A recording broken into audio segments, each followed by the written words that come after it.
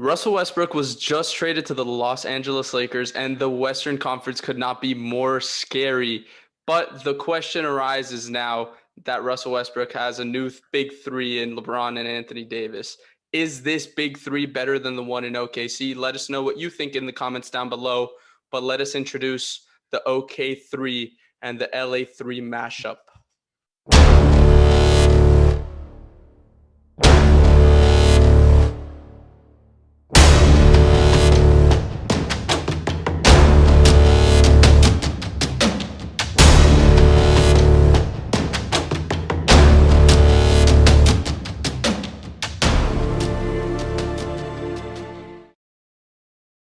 So with this mashup team, we throw all of Russell Westbrook's big three teammates, other than Paul George and Carmelo Anthony, because we don't call that a big three, but we throw them on 2K together on the LA Lakers. And honestly, this roster is amazing. I mean, you get Russell Westbrook at point guard, obviously. James Harden, you get current James Harden. This guy is at the top of his game. Let's bring in my boy Sam. Sam, welcome. Obviously, what do you think of this? First of all, Russell Westbrook trade, and second of all, we'll go into which big three is better. The trade is interesting, right? Because first of all, I feel like the Wizards got fleeced, just absolutely downright fleeced. Kuzma, I'm sure they're hoping for his potential that he showed before LeBron joined the Lakers. You know, that the Lakers were saying like, oh, he's the guy. Although when they got rid of Brandon Ingram and Lonzo Ball, both of those guys got better and Kuzma stayed the same or got worse. But I'm sure the Wizards are hoping for that. KCP, again, he's a good role player, but the Wizards got fleeced. They got rid of one of the top point guards in the league still, and the Lakers got him. But I'm not quite sure what that fit is going to be like, because now the three-star players, LeBron, AD, and Westbrook, all have trouble scoring outside of the paint. I know LeBron's gotten better at the mid and the three, but he's still not an elite scorer. I mean, Sam, let me cut you off for a second. Westbrook is known as Westbrick, and LeBron is known as LeBrick sometimes. So exactly those two. So it's take it away. Those two are gonna be interesting to watch on the court together. But if Anthony Davis can space the floor for them, like he should, they could still. But perform. Is Anthony Davis ready to take a Kevin Love role? Because Kevin Love completely got ruined as an individual scorer. I think when he played alongside Kyrie and LeBron. I think is Westbrook ready to take a Kevin Love role, the third guy. I think Anthony Davis, but he can't hit the three. He can't spot up. It doesn't matter. That's what I mean by the Kevin Love role. Like, not as a third option, but just as a, like, he's not going to be a spot up shooter. He's not good at that. Like, they'll lose every game if they try to make him be a spot up shooter. No, yeah, I understand that, but I'm saying that he is going to be the third man on that team. You realize, rather than the play style, he has to take a backseat to Anthony Davis and LeBron James, because those are two of the greatest players in the NBA currently as it lies. Russell Westbrook, I mean, we see his value now. It's a joke. He just got traded for Kuzma, Harrell, and KCP. You can't get any lower than that, in my opinion, for a Russell Westbrook type player, as he misses an alley-oop to Anthony Davis. Hopefully not foreshadowing what this team is going to look like in the future. But we do end up losing to the Dallas Mavericks, unfortunately, in this game that I just sent for you guys. But they are a really good team at the end of the day. But my team is off to a really, really good start. And Sam, let's go into which big three is better.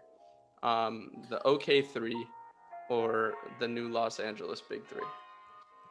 Yeah, so it's kind of funny because the Oklahoma City Thunder big three was like pre-big three era, because James Harden was a sixth man. He was not the James Harden we know and love now, or love to hate, rather. Yep. Depends on how you want to look at it.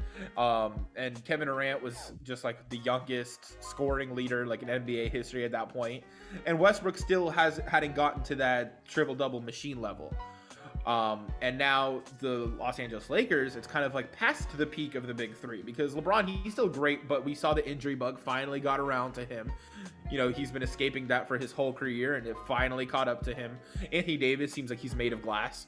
When he's on the court, he's fantastic, but every year it seems like he misses long stretches of time. This year, it happened to be in the playoffs, so it really bit them in the butt. And Westbrook, I mean, he's really durable. but he's beyond that point of top like 2 point guards in the NBA every year. Now we see other guys take that spot over him. You're saying Westbrook is the X factor in this big three because you look at KD and Harden, and they're really good players back in their OKC days.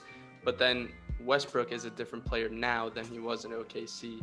So that can have a very, very large effect on how we look at this. We also have an older LeBron James, not a younger LeBron James.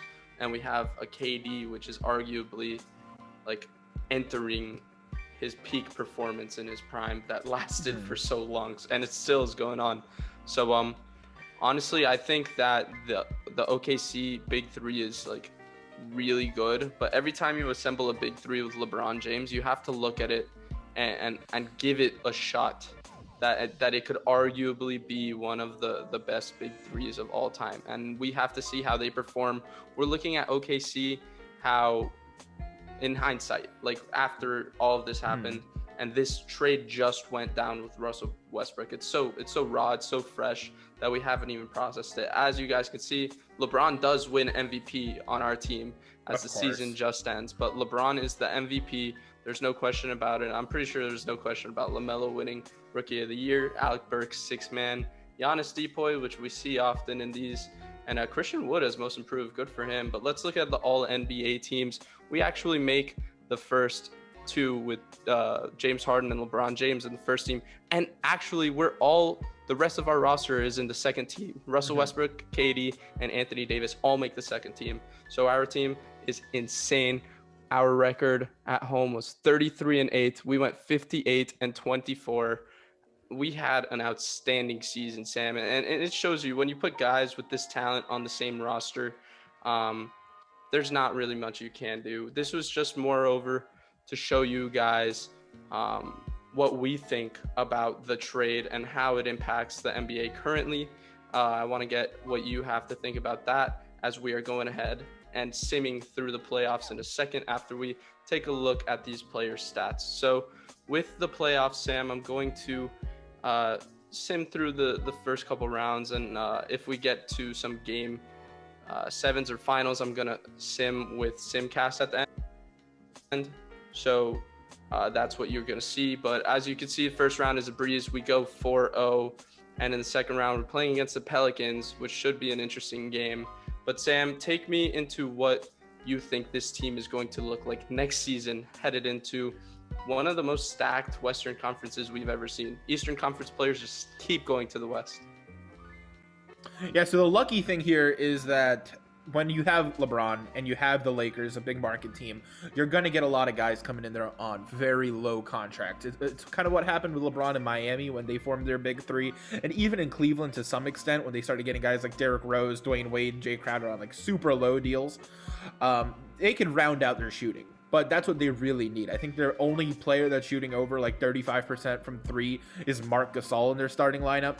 That is not a winning recipe, but they have a lot of cap room now where they can play around, see what kind of free agents will be available this offseason, who they could sign on those very low, like mid-level exception deals. A lot of their cap is centralized on those three players. So what I'm thinking is they have to, as you were saying, I call it the LeBron effect. I've been calling it this for forever. When you get LeBron James on a team, veterans are signing for minimum.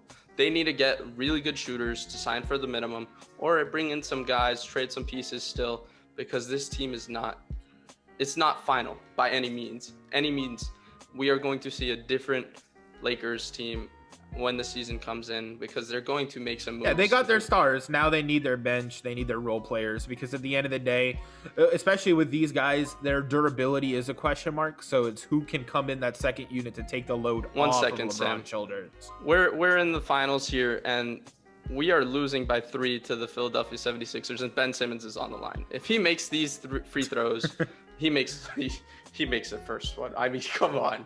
And he shoots the second one. This is just 2K. He made the second one too, but let's see. This is how you know it's 2K and not the real world. He's obviously the player of the game, averages 22. He has 22 tonight, and we're inbounding it, and we shoot a brick.